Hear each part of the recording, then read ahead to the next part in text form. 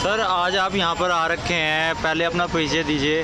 जी, मेरा नाम महंत भाई तिवारी है और मैं एक सामाजिक कार्यकर्ता हूँ। साथ ही साथ समाज में जो कुछ भी बुराइयाँ होती हैं उनके खिलाफ़ मैं उस पर मुखर तरीके से बात करता हूँ। हमारे साथ में गुरुजी हैं। आप एक समाज में बहुत सुंदर संदेश लेकर के लोगों को जागरूक कर रहे हैं। 2 अक्टूबर से एक पदयात्रा जो प्रकृति और भाईचारे को बढ़ाने के लिए, संरक्षण के लिए, विश्व पर्यावरण बचाने के लिए यह जन जागरण सत्याग्रह का एक कार्यक्रम इन्होंने पदयात्रा के माध्यम से शुरू किया है। ये जो है 2 अक्टूबर को लेकर 12 हाँ, जो एक प्रीतम धाम है यमुना के किनारे, आपकी वहाँ तपोस्थली है। उस तपोस्थली से ये एक प्रण लेकर के चले हैं कि मैं विश्व में शांति प्रिय वातावरण बनाने के लिए और जीव जंतु के कल्याण के लिए, पर्यावरण की सुरक्षा के लिए हम लोगों को जागरूक करते हुए सरकार से मांग करेंगे कि सरकार इनके ऊपर विशेष ध्यान दे, क्योंकि यह जो ऑक्सीजन का जीवन है, ये ऑक्सीजन का जीवन हमारा मूल जीवन है और ये नैसर्गिक है। इसकी ऊपर हमारा पूरा अधिकार होना चाहिए। सरकार के नियंत्रण से बाहर की चीज़ है। जल, जंगल, ज़मीन, ये सब कुछ पर्यावरण सुरक्षा के अधीन है। सर आजकल जितनी तेज़ी से हम तरक्की कर रहे हैं, आगे बढ़ रहे हैं, मगर आजकल जंगल काटे जा रहे हैं, सांसों की दिक्कत हो रही है, कई बीमारियां बढ़ रही हैं और क्या कहते हैं बहुत सारे पानी दूषित हो रहा है, सब कुछ हो रहा है। इस पर आप क्या कहना चाहेंगे? इस पर मेरा यही कहना है कि हमें प्रकृति जो चीज़ निःशुल्क दे रही है, हम उसको अभी दोहन करके, उसका गलत इस्तेमाल करके उसको प्रदूषित कर रहे हैं। ये बिल्कुल मानवीय दृष्टि से बिल्कुल ही अपराध है। जैसे हमें सूरज रोशनी देता है, हवा हमें ऑक्सीजन दे रही है, पेड़ पौधे हमें ऑक्सीजन फिल्टर करके दे रहे हैं, उसी तरह से हमें इस धरती पर रहने का पूरा अधिकार है। साथ ही साथ धरती माता खराब ना हो, हमारा पर्यावरण खराब ना हो, ताकि हम आने वाले जनरेशन को, आने वाले पीढ़ी को एक स्वस्थ और सुंदर समाज दे सकें, स्वस्थ और सुंदर वातावरण दे सकें और स्वस्थ और सुंदर पर्यावरण उनको दे करके इस धरती से जाएं। आप क्या सजेशन देना चाहेंगे गवर्नमेंट को कि ये चीज़ें ठीक हो सके आगे? ये आम जनता से भी ये अपील है कि हर व्यक्ति अपने जीवन में कम से कम 5 से 10 पेड़ जरूर लगाए। एक बात। दूसरी बात कि कूड़ा कचरा जो भी होता है, पूजा सामग्री होता है, उसको जमुना जी में या किसी नदी नाले में ना फेंके। उसको विसर्जित करना है तो ज़मीन में गड्ढा खोद करके उसको दबा दे, ताकि वो खाद बन जाए और वो हमारे ज़मीन को और उर्वरा शक्ति बनाए। तीसरी बात कि अनावश्यक हम हॉर्न न बजाएं, पर्यावरण में प्रदूषण ना बढ़ाएं। अनावश्यक हम अपने चीज़ों को बहुत ज़्यादा उपभोग ना करें। हमें जितनी ज़रूरत है उतना हम पानी इस्तेमाल करें, जितना हमें जीवन के लिए ज़रूरत है उतना हम सुख सुविधा का इस्तेमाल करें, लेकिन अतिक्रमण ना करें। एक आदमी के पास अगर एक आदमी के पास 2 रोटी खाने की ज़रूरत है तो उसको 10 रोटी खाने की लालच नहीं करना चाहिए। एक गाड़ी की ज़रूरत है परिवार के लिए तो हमें 3 गाड़ी रखने की ज़रूरत नहीं होनी चाहिए। और गवर्नमेंट की तरफ से क्या योजनाएं होनी चाहिए? गवर्नमेंट बहुत सारा विचार इस पर करती है, समय समय पर वो अपने वक्तव्य भी देती है, प्रेस और मीडिया के माध्यम से, प्रचार के माध्यम से भी इस तरह के आह्वान करती है, पर्यावरण दिवस बनाती है। लेकिन मेरा ये निवेदन है कि जो हमारी श्रृंखला है, खासतौर पर जो हिमालयन रैली है और जो हमारे तीर्थ स्थल है, जो हमारे औद्योगिक शहर है, उनमें जो प्रदूषण निकलने वाले जो कचरे हैं उसको नदियों में ना फेंकें, हमारे पहाड़ों को ना बर्बाद करें। हमारे बहुत सारे जो तटीय जीव जंतु हैं, जो समुद्र में रहते हैं, उन जीव जंतु की भी रक्षा चाहिए। जो नदी, पोखरे, तालाब, कुएँ हैं, उनमें भी तमाम जीव जंतु रहते हैं, उनका भी संरक्षण करना चाहिए। तो हमें ज़्यादा से ज़्यादा लोगों के जीव जंतु के ऊपर भी ध्यान देना चाहिए, क्योंकि वो बोलते नहीं हैं लेकिन वो हमारे जीवन शैली में उनका एक अमोल रोल है, अमोल एक योगदान है। हम उनकी रक्षा करेंगे, वो हमारी रक्षा स्वयं अपना आप प्रभु कर देंगे।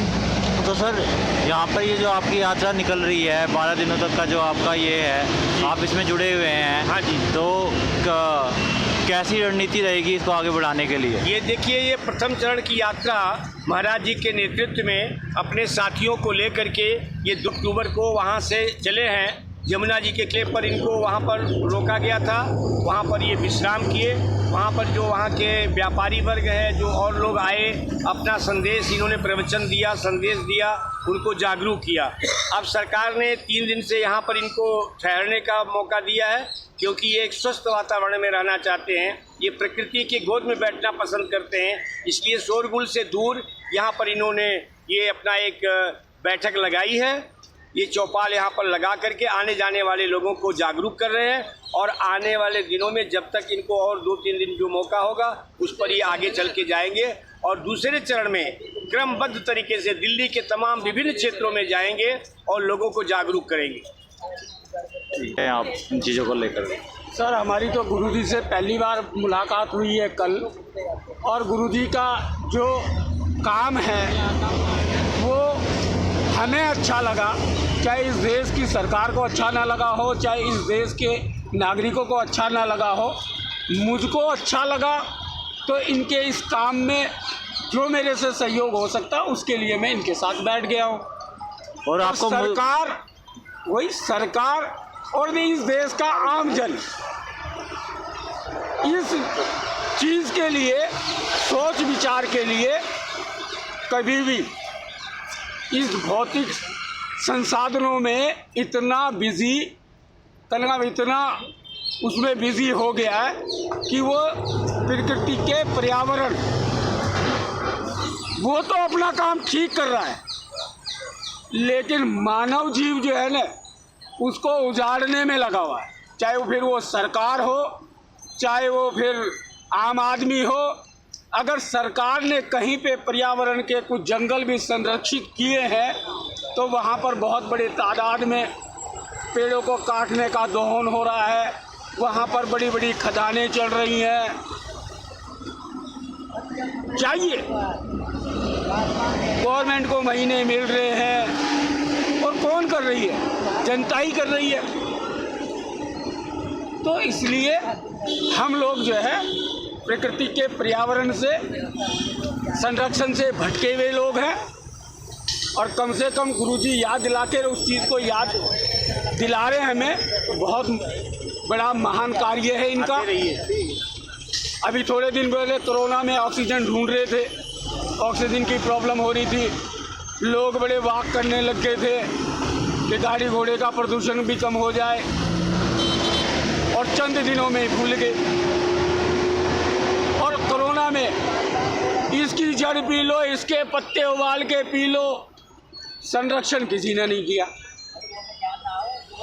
तो ऐसे समाज से उम्मीद तो नहीं है, लेकिन गुरुजी ने ठान लिया है प्रयास करने का, तो अच्छा ही होगा। अगर चंद लोग भी अगर जाग पाए, अपने जीवन में एक आधा पौधा लगा पाए, बहुत बड़ी बात होगी, बहुत बड़ी कृपा होगी। नहीं, आप ही बोलिए, अब हो गया।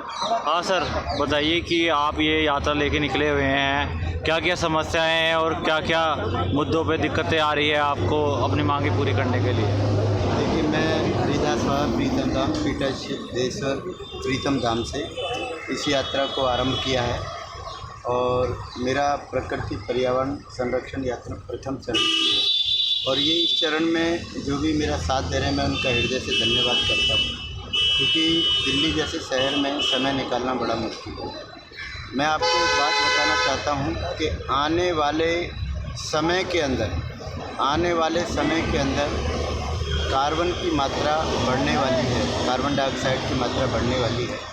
2 डिग्री टेम्परेचर और बढ़ जाएगा, 2 डिग्री टेम्परेचर और बढ़ जाएगा, और 2030 के अंदर आने वाले समय में पर्यावरण पर बहुत बड़ा प्रभाव पड़ने वाला है, और कोई ऐसी बीमारी आएगी जिससे कि कोरोना से भी खतरनाक। ये आप लोगों को चेता रहे हैं मैं सबको बता रहा हूँ, अगर पेड़ पौधे नहीं लगाए, घर में आंगन में गमलों में पेड़ पौधे हरियाली नहीं रखी, तो ऑक्सीजन की मात्रा बिल्कुल कम होने वाली है। अभी दिल्ली की पूरी जनसंख्या के आप शरीर के अंगों की चेक करा लो, सबके फेफड़े इस समय खराब हैं, काले में लिखे। तो ये चीज़ें कैसे ठीक हो सकती हैं? ऑक्सीजन शुद्ध होने पर। तो ये एक आप गवर्नमेंट को क्या योजनाएं बताना चाहते हैं मैं जिससे? योजना कोई नहीं, गवर्नमेंट बहुत योजनाएं लेकर आती, परियोजना योजना दिन क्या क्या लाती, हम उसके बारे में हम इतना नहीं जानते।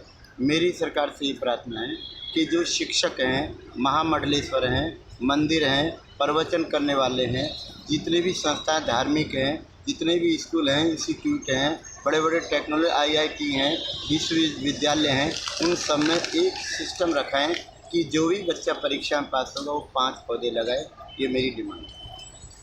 और आप क्या संदेश देना चाहेंगे अपने भाइयों को, सपोर्टर को, जो आपका इस धरने पे सपोर्ट कर रहे हैं? मैं सभी से प्रार्थना कर रहा हूँ कि अपने ही क्षेत्र में करें, घर घर जाकर यही संदेश दें कि कम से कम अपने जीवन में 25 पेड़ पौधे लगाएं। एक पेड़ की आवश्यकता हमको जब होती है, जब हम मर जाते हैं, जब हमारे अंतिम अंत्येष्टि होती है, 24 पेड़ के बराबर हम ऑक्सीजन लेते हैं अपने जीवन काल के। और एक दिन में 125 यानी 550 लीटर ऑक्सीजन की आवश्यकता प्रति व्यक्ति को पड़ती है, और एक पेड़ जो है 115 लीटर से ज़्यादा नहीं देता। आप अंदाज़ा लगाइए कितने पेड़ मिलकर हमको ऑक्सीजन देते हैं। क्या हमने और आपने लगाए इतने पेड़? तो ऑक्सीजन नहीं होगी तो समतल पर प्राणी मात्र केवल एक, जैसे डायनासोर मर गया ना, चला गया, ख़त्म हो गया, ऐसी बहुत सारी प्रजातियाँ लुप्त हो रही हैं। ऐसी मानव जाति पे भी आने वाले समय में बहुत बड़ा प्रभाव पड़ने वाला है। ये यात्रा कब तक चलेगी और कैसी दिशा रहेगी इस यात्रा की? 2 तारीख से 2 अक्टूबर से स्टार्ट हुई थी, यानी आरंभ हुआ था इसका, और 12 अक्टूबर तक ये चलेगी। राष्ट्रपति जी को ज्ञापन देकर हम अपना समापन करेंगे। Thank you sir.